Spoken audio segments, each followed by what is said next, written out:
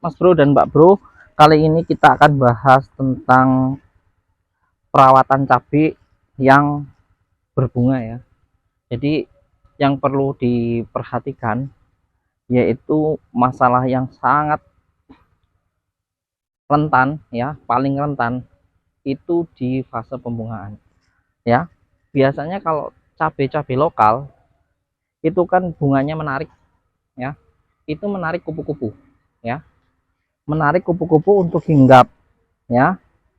Hinggap sehingga tanaman ini akan jadi tempat atau sarang telur bagi kupu-kupu yang akan menjadi ulat.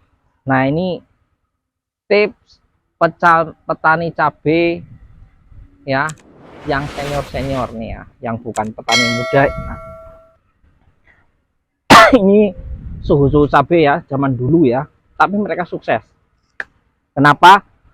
Mereka berangkat belajar itu dari rantai makanan.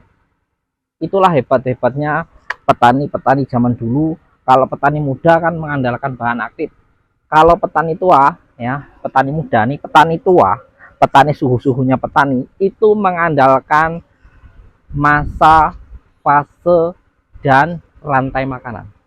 Nah, mereka kadang-kadang dijawab nggak ngerti kenapa kok harus pakai spontan ya, insek yang bisa membunuh kupu-kupu. Padahal itu adalah yang top rantai makanan, top rantainya ulat adalah ujung-ujungnya adalah kupu-kupu.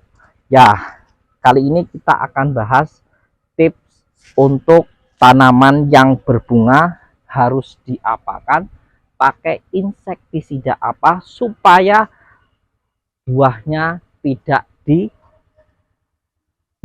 tidak dihinggapi telur ketika dia sudah buah besar, dia nggak lubang-lubang buahnya. Kesini ya. Nah, ini kita akan bahas. Nah, ini ketika berbunga seperti ini ya, kalau seperti ini belum dihinggap ini ya. Ketika berbunga terus mekar seperti ini, biasanya kupu-kupu dia hinggap itu jam 4. Jadi jangan spray insektisida di bawah jam 4. Kalau saya sarankan insektisida spray paling bagus setengah 5 ya. Setengah 5, selesai nggak selesai sudah ya, habis maghrib, atau boleh dilanjut sama malam boleh ya, atau besoknya lagi pagi boleh dilanjutkan pagi, tidak boleh lebih dari jam 7. Dari jam setengah 6 atau jam 5 itu sudah mulai nyepray. Spraynya apa? Insektisida yang sasarannya, ini tips untuk petani tua ya, yang murah, simple, nggak pakai mahal ya. Kalau petani muda kan sifatnya kalau ada hama baru semprot ya, semprot apa, ulet baru yang mahal-mahal yang akhirnya merugikan diri sendiri ya, merugikan diri sendiri karena memang sudah nggak mempan lagi sama pestisida yang atau insektisida ya, pestisida yang insek ya, itu nggak mempan lagi karena apa, sudah terlanjur menggunakan pestisida yang sifatnya kuat. Kok kenapa saya bilang begitu? Karena di tempat saya ya, petani muda ini hajarnya yang penting mati, hajar sepenting mati ya, yang penting mati, itu kuncinya kalau petani muda. Tetapi kalau petani tua nggak seperti itu. Dari awal ya berbunga itu harus dipahami siklus rantai makanannya.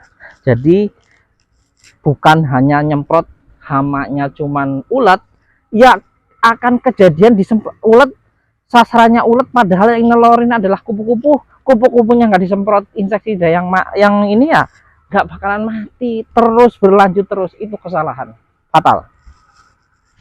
Kenapa kok petani muda, petani tua tetap konsisten 3 hari sekali insek, biasanya pakai take over ya, atau spontan, ataupun nanti ketika buah. Nah, ini ketika buah saya anjurkan untuk bisa ketika buah yang seperti ini udah buah nih ya, itu spray kurakron. Kurakron itu untuk membunuh apa? Bukan hanya membunuh lewat buahnya, tetapi untuk membunuh kupu-kupunya. Nah, itu keren sekali. Ini bukan promosi ya, bukan promosi ya, bukan promosi. Kalau yang pengen bertani cabai yang irit, boleh diserang-seling ya. Kalau mau irit, boleh diserang-seling insektisida jadam. Jadamnya yang apa, Mas? Yang kuat. Jadamnya yang kuat. Jadam yang kuat apa aja? Jadam yang kuat yaitu salah satunya yang sebagai top ya adalah tembakau. Tembakau itu mantap ya. Kalau Anda seperempatnya ya bisa, kalau dosisnya setengahnya ini bisa seperempat misalnya ini ya. Kalau satu ember nih ya, seperempatnya saja airnya. Nanti direbus sampai 4 jam 5 jam. Nah, di video selanjutnya di video saya sebelumnya itu sudah dijelaskan cara membuat jadam herbal ya. Jadam ya, membuat jadam untuk pestisida itu sudah dijelaskan. Itu prosesnya di sana sudah lengkap, tinggal Anda copy saja ya. Nah, ini ya, ini harus wajib ya di cabai yang bunga-bunga seperti ini semprot spray, kemudian nutrisinya kalsium masuk ya.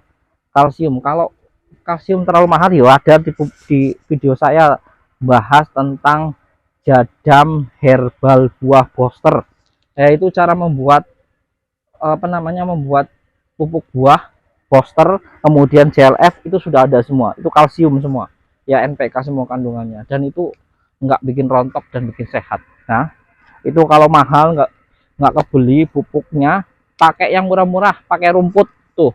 Caranya 3-4 hari 5 hari cuman pakai air, pakai ini, nggak perlu dibahas lah, di video saya sebelumnya sudah ada.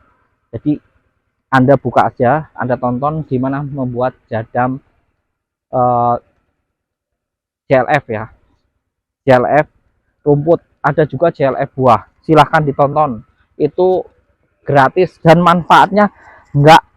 Hebatnya jadam itu ya, hebatnya jadam, dia nggak kenal namanya pH. Kita kan kalau pakai dolomit, karena memang kalau pakai pupuk kimia otomatis pH itu drop.